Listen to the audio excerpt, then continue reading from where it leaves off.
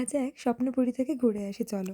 গ্যংচৌ কুনমিন healing park, যেটি Busan থেকে 1 ঘন্টা 40 মিনিট দূরত্বে অবস্থিত, প্রকৃতির এক অপূর্ব সাদা স্বর্গ। এই ভিডিওটি পুরোটা দেখার জন্য অনুরোধ রইল। তুষারের চাদরে মোড়া এই পার্কে পা রাখলেই মনে হবে যেন আপনি কোনো রূপকথা জগতে চলে এসেছেন। শীতের এই অপরূপ সৌন্দর্য উপভোগ করার জন্য একটি নিঃসন্দেহে অসাধারণ গন্তব্য।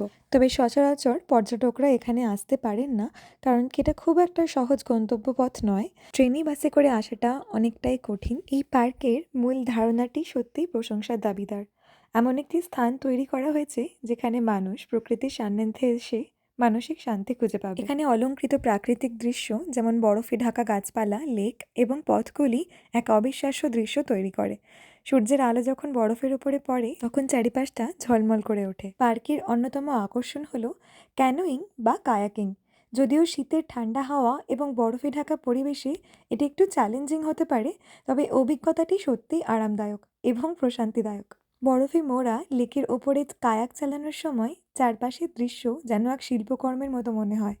এখানে হাঁসদের খাওয়ানোরও সুযোগ আছে, যা শিশু থেকে শুরু করে বড়দের জন্য দারুণ আনন্দদায়ক। এই পার্কটি পরিবার বা বন্ধুদের সঙ্গে কাটানোর জন্য একটা অসাধারণ জায়গা। মুহূর্তগুলো আপনাকে প্রকৃতির আরও কাছাকাছি নিয়ে যাবে।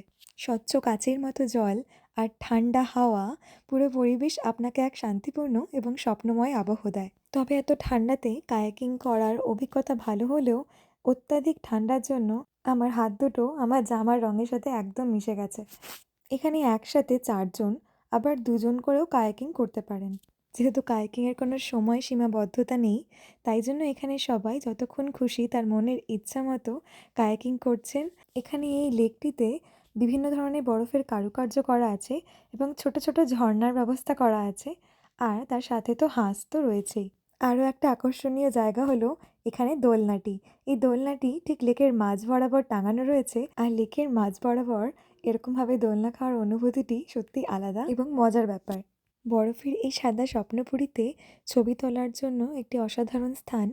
এছাড়াও আরও কী কী এখানে রয়েছে আর কী কী খেলাম তা জানাবো পরের ভিডিওতে।